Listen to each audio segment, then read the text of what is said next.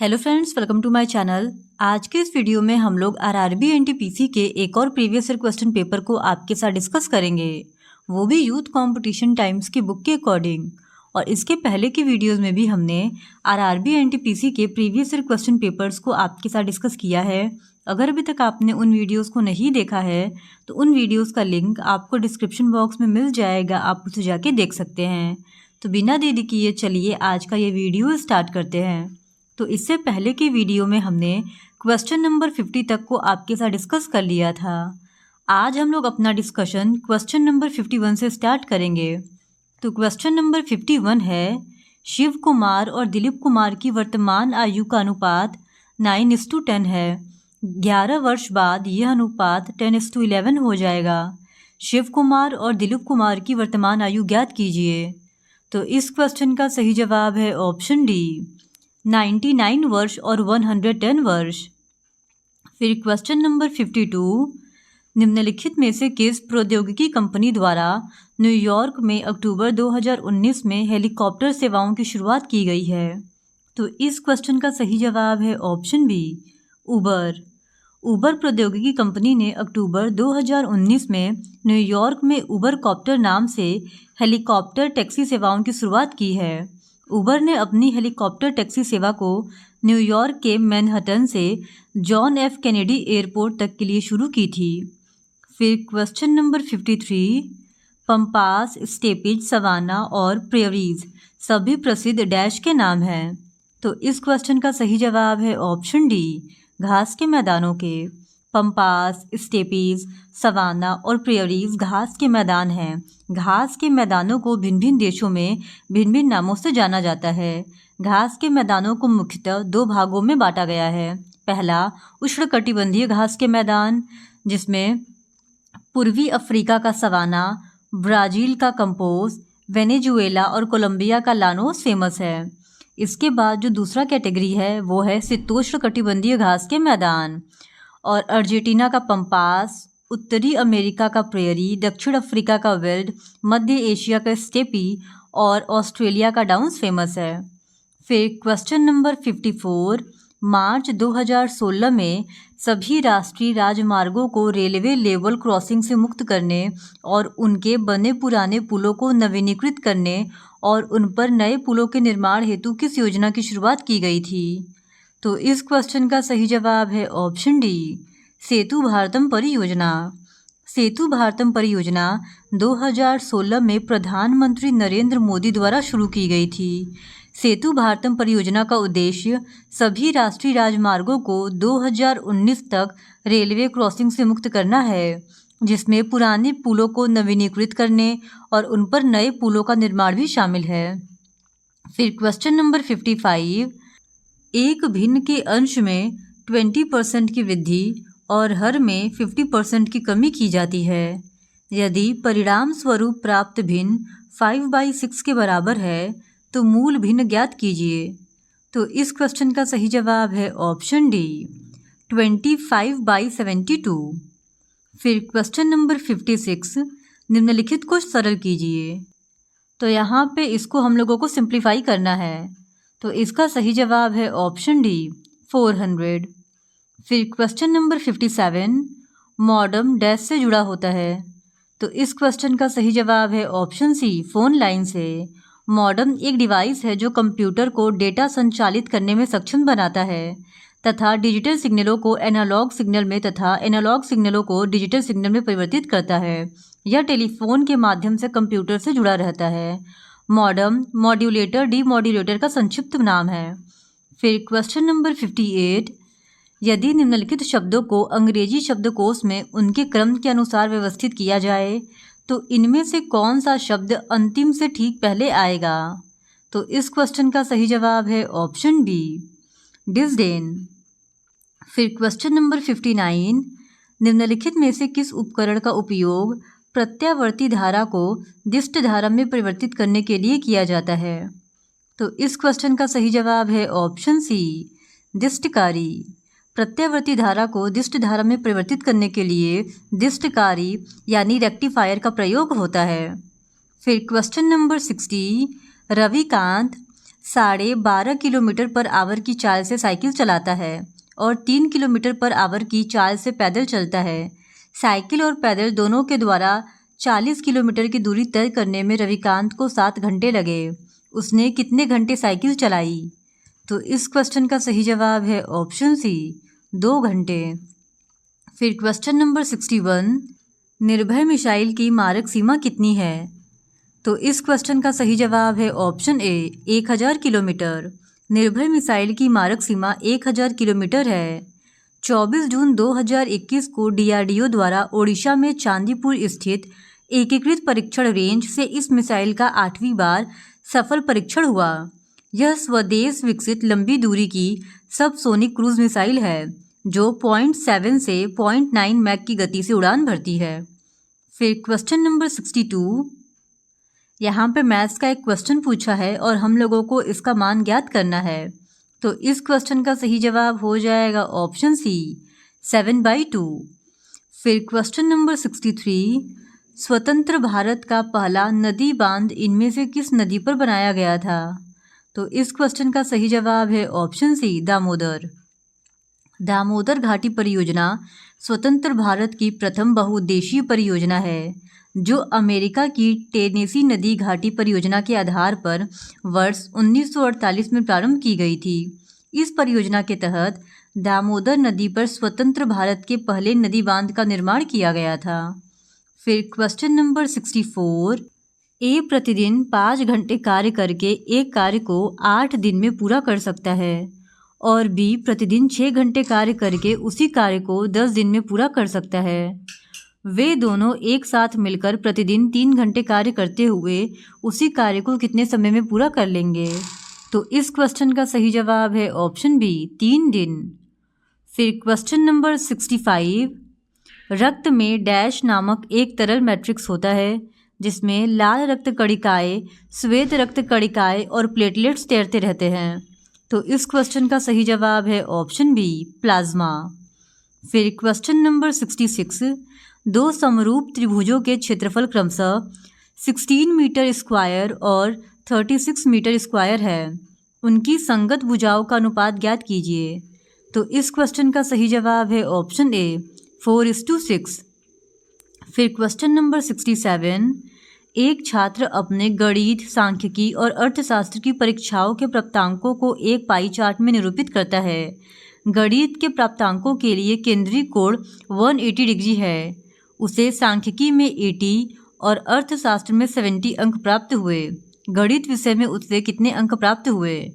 तो इस क्वेश्चन का सही जवाब है ऑप्शन ए, 150। फिर क्वेश्चन नंबर 68, उस पद का चयन कीजिए जो नीचे दी गई श्रृंखला में अगले स्थान पर आएगा। तो हम लोगों को बताना है कि इस सीरीज का नेक्स्ट टर्म क्या होगा। तो इस क्वेश्चन का सही जवाब है ऑप्शन सी, 1R8। फिर क्वेश्चन नंबर 69, वर्तमान विनिमय दरों और मूल्य पर किसी अन्य मुद्रा के सापेक्ष किसी मुद्रा की क्रय शक्ति को क्या कहा जाता है? तो इस क्वेश्चन का सही जवाब है ऑप्शन बी, वास्तविक विनिमय दर। फिर क्वेश्चन नंबर 70, निम्नलिखित व्यंजक का मान क्या है? तो हम लोगों को इसका मान बताना है। तो इस क्वेश्चन का सही जवाब है ऑप्शन डी, 31। ये जो एक्सप्रेशन दिया है इसका वैल्यू 31 आएगा। फिर क्वेश्चन नंबर 71, पहली n प्राकृत संख्याओं का योग ज्ञात कीजिए। तो इस क्वेश्चन का सही जवाब है ऑप्शन ए, n ब्रैकेट में n+1 अपॉन में 2। फिर क्वेश्चन नंबर 72, घूमर डैश की लोकप्रिय लोकगीत और नृत्य शैली है। तो इस क्वेश्चन का सही जवाब है ऑप्शन सी, राजस्थान। घूमर भारत के राजस्थान राज्य का लोकप्रिय लोकगीत और नृत्य शैली है। इसमें केवल स्त्रियां भाग लेती हैं। इसमें स्त्रियां घेर वाला लहंगा पहनती हैं और लहंगे के घेर को कुंभ कहते हैं। फिर क्वेश्चन नंबर 73, हम लोगों को इसका स्क्वायर बताना है। तो इस क्वेश्चन का सही जवाब हो जाएगा ऑप्शन सी, 5 होल 5/12। फिर क्वेश्चन नंबर 74, एक आदमी 12,000 में एक वॉशिंग मशीन खरीदता है। वह तुरंत 2,000 का भुगतान करता है और शेष राशि का भुगतान 1 वर्ष बाद करता है, जिस पर उसे 10% वार्षिक दर से साधारण ब्याज का भुगतान करना पड़ता है। वॉशिंग मशीन के लिए उसके द्वारा भुगतान की जाने वाली कुल राशि की गणना कीजिए। तो इस क्वेश्चन का सही जवाब है ऑप्शन बी 13,000। फिर क्वेश्चन नंबर 75, चश्मा 3 नाभिकीय शक्ति संयंत्र कहाँ है? तो इस क्वेश्चन का सही जवाब है ऑप्शन ए पाकिस्तान में। चश्मा 3 नाभिकीय शक्ति संयंत्र पाकिस्तान में स्थित है। चश्मा 3 परमाणु संयंत्र को पाकिस्तान ने चीन की मदद से सन 2016 में शुरू किया था और इसकी क्षमता 340 मेगावाट है। और चश्मा 1 का निर्माण 1972 ईस्वी में कनाडा के सहयोग से हुआ था। पाकिस्तान ने परमाणु हमला करने में सक्षम शाहीन मिसाइल 900 किलोमीटर की मारक क्षमता का परीक्षण किया है। फिर क्वेश्चन नंबर 76, ठोस से गैसीय माध्यम में जाते समय ध्वनि की चाल डैश है। तो इस क्वेश्चन का सही जवाब है ऑप्शन डी घटती है। विभिन्न माध्यमों में ध्वनि की चाल भिन्न भिन्न होती है। किसी माध्यम में ध्वनि की चाल माध्यम की प्रत्यास्थता तथा घनत्व पर निर्भर करती है। ठोस से गैसीय माध्यम में जाते समय ध्वनि की चाल घटती है। फिर क्वेश्चन नंबर 77, सल्तनत शासक गयासुद्दीन बलबन ने किस अवधि के दौरान दिल्ली पर कब्जा कर यहाँ शासन किया था? तो इस क्वेश्चन का सही जवाब है ऑप्शन सी 1266 से लेकर 1287 तक। सल्तनत शासक गयासुद्दीन बलबन ने 1266 से लेकर 1287 तक दिल्ली पर कब्जा कर यहाँ शासन किया था और गयासुद्दीन बलबन गुलाम वंश का नवा सुल्तान था। फिर क्वेश्चन नंबर 78, भारत की संप्रभुता, एकता और अखंडता को बनाए रखना और उसकी रक्षा करना डैश है। तो इस क्वेश्चन का सही जवाब है ऑप्शन डी मौलिक कर्तव्य।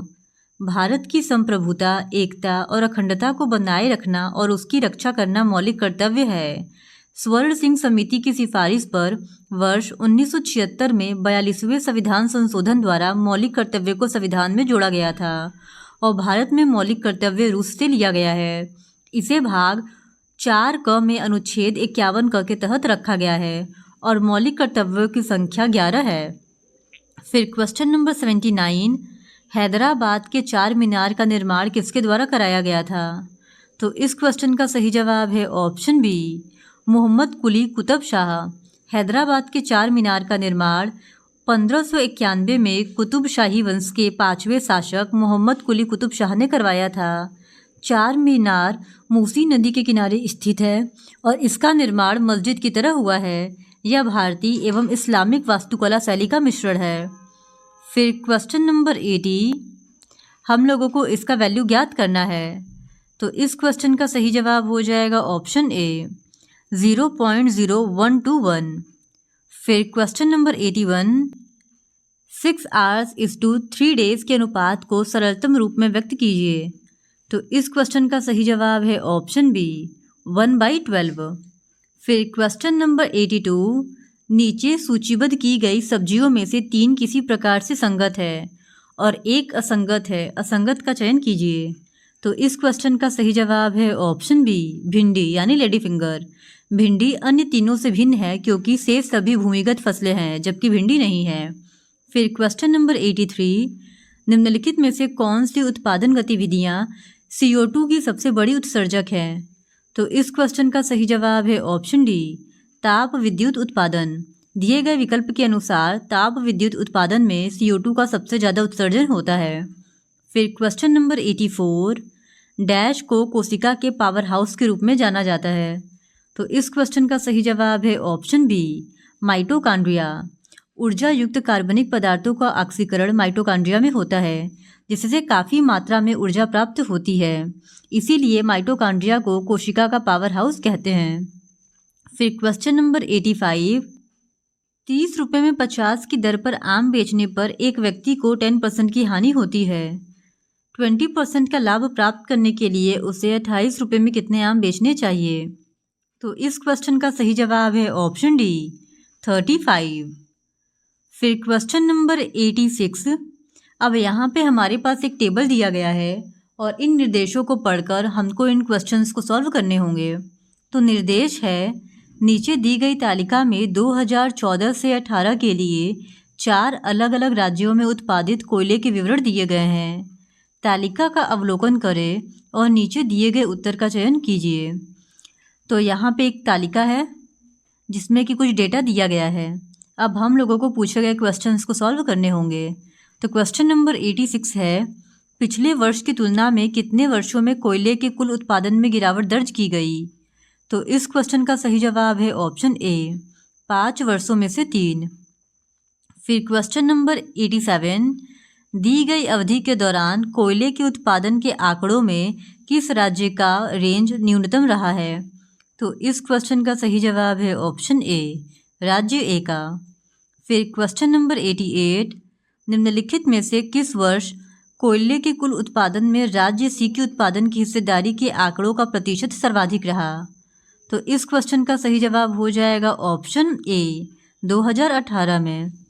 फिर क्वेश्चन नंबर 89, दी गई 5 वर्षों की अवधि के दौरान संपूर्ण कोयले के उत्पादन में किस राज्य के योगफल में एक बार की गिरावट दर्ज नहीं की गई? तो इस क्वेश्चन का सही जवाब है ऑप्शन ए, राज्य सी में। फिर क्वेश्चन नंबर 90, निम्नलिखित को हल कीजिए। तो हम लोगों को इसको सॉल्व करना है। तो इस क्वेश्चन का सही जवाब आ जाएगा ऑप्शन सी, -980। फिर क्वेश्चन नंबर 91, दिए गए निर्देशों को ध्यान से पढ़िए और दिए गए प्रश्न का उत्तर दीजिए। एक वृत्ताकार मेज पर 8 व्यक्ति A B C D E F G H एक दूसरे की ओर मुंह करके बैठे हुए हैं। ए ई और जी के बीच बैठा है, जबकि जी एफ के दाएं ओर से दूसरे स्थान पर बैठा है। एच डी और बी के बीच में और एफ के बाएं से दूसरे स्थान पर बैठा है। ए और बी एक दूसरे के सामने बैठे हैं। अब क्वेश्चन है, ई और एच के बीच कौन बैठा है? तो इस क्वेश्चन का सही जवाब है ऑप्शन बी, डी। फिर क्वेश्चन नंबर 92, नीचे दिए गए कथन और निष्कर्ष को ध्यानपूर्वक पढ़ें। कथनों को सत्य मानते हुए विचार करें, भले ही वह सामान्यतः मान्य तथ्यों से भिन्न प्रतीत होते हों, और बताएं कि दिए गए निष्कर्षों में से कौन से कथन का तार्किक रूप से पालन करते हैं। कथन, सभी लाल काले हैं। निष्कर्ष 1 है, कुछ काले लाल हैं। निष्कर्ष 2 है, कुछ लाल काले हैं। तो इस क्वेश्चन का सही जवाब हो जाएगा ऑप्शन सी, निष्कर्ष 1 और 2 दोनों पालन करते हैं। फिर क्वेश्चन नंबर 93, उस विकल्प का चयन करें जिसका तीसरे शब्द से वही संबंध है जो दूसरे शब्द का पहले शब्द से है। तो इस क्वेश्चन का सही जवाब हो जाएगा ऑप्शन डी, रायपुर। जिस प्रकार उत्तर प्रदेश की राजधानी लखनऊ है, उसी प्रकार से छत्तीसगढ़ की राजधानी रायपुर है। फिर क्वेश्चन नंबर 94, नीचे दिए गए कथन पर विचार करें और बताएं कि दी गई धारणाओं में से कौन सी कथन में निहित है। कथन है, भारतीय लोग अच्छी नौकरियां पाने के लिए विदेश जाते हैं। धारणा 1 है, विदेश में भारतीयों को अच्छी नौकरियां मिल सकती हैं। धारणा 2 है, भारत में अच्छी नौकरी के अवसरों का अभाव है। तो इस क्वेश्चन का सही जवाब हो जाएगा ऑप्शन बी, धारणा 1 और 2 दोनों निहित हैं। फिर क्वेश्चन नंबर 95, राधा ने सीता से कहा, मेरी माँ के इकलौते भाई का पुत्र तुम्हारा भाई है। राधा का सीता से क्या संबंध है? तो ये क्वेश्चन ब्लड रिलेशन का है, और इसको जब हम सॉल्व करेंगे तो हम लोग पाएंगे कि राधा सीता के पिता की बहन की पुत्री है, यानी ऑप्शन ए इस सवाल का सही जवाब है, पिता की बहन की पुत्री। फिर क्वेश्चन नंबर 96, नीचे दिए गए पैटर्न का ध्यानपूर्वक अध्ययन कीजिए और विकल्पों में से उस संख्या का चयन कीजिए जो इसमें प्रश्न चिन्ह के स्थान पर आ सकती हो। तो इस क्वेश्चन का सही जवाब है ऑप्शन डी, 454। 454 यहाँ पे प्रश्न चिन्ह के स्थान पर आ सकता है। फिर क्वेश्चन नंबर 97, किसी निश्चित कूट भाषा में राम को TYO लिखा जाता है, उसी कूट भाषा में CPU को किस प्रकार लिखा जाएगा? तो इस क्वेश्चन का सही जवाब है ऑप्शन बी, CPU को ENW के तौर पे लिखा जाएगा, क्योंकि यहाँ पे +2 -2 +2 का कोडिंग फॉलो किया गया है। फिर क्वेश्चन नंबर 98, निम्नलिखित श्रेणी में ऐसे कितने 5 है जिनके ठीक पहले 6 आया है परंतु उसके ठीक बाद 9 नहीं आया है? तो इस क्वेश्चन का सही जवाब है ऑप्शन ए, 3। ऐसे 3 5 हैं जिनके ठीक पहले 6 आया है परंतु उसके ठीक बाद 9 नहीं आया है। फिर क्वेश्चन नंबर 99, दिए गए विकल्पों में से उस संख्या का चयन कीजिए जो नीचे दी गई श्रृंखला में अगले स्थान पर आएगी। तो यहाँ पे इस सीरीज़ का नेक्स्ट टर्म हमको बताना है। तो इस क्वेश्चन का सही जवाब हो जाएगा ऑप्शन सी 160। फिर क्वेश्चन नंबर 100, नीचे 4 शब्द सूचीबद्ध किए गए हैं जिनमें से 3 किसी प्रकार से संगत है और एक असंगत है। असंगत शब्द का चयन कीजिए। तो इस क्वेश्चन का सही जवाब होगा ऑप्शन बी, क्योंकि कैट बाकी ऑप्शन से अलग है। क्योंकि कैट के अल्फ़ाबेट्स के नंबर को जब हम लोग जोड़ेंगे तो हमको नंबर 6 प्राप्त होगा, जो कि एक भाज्य संख्या है। जबकि मैट, हैट और बैट के अल्फ़ाबेट्स के नंबर को जब हम लोग जोड़ेंगे तो हमको 7, 11 और 5 प्राप्त होगा, और ये तीनों ही अभाज्य संख्याएं हैं। इस तरह आज की इस वीडियो में हमने आरआरबी एनटीपीसी के एक और प्रीवियस ईयर क्वेश्चन पेपर को आपके साथ डिस्कस कर लिया है। और अगर आप आरआरबी एनटीपीसी के इसी तरह और भी प्रीवियस ईयर क्वेश्चन पेपर्स को देखना चाहते हैं तो please do subscribe to my channel and like this video. Thank you very much.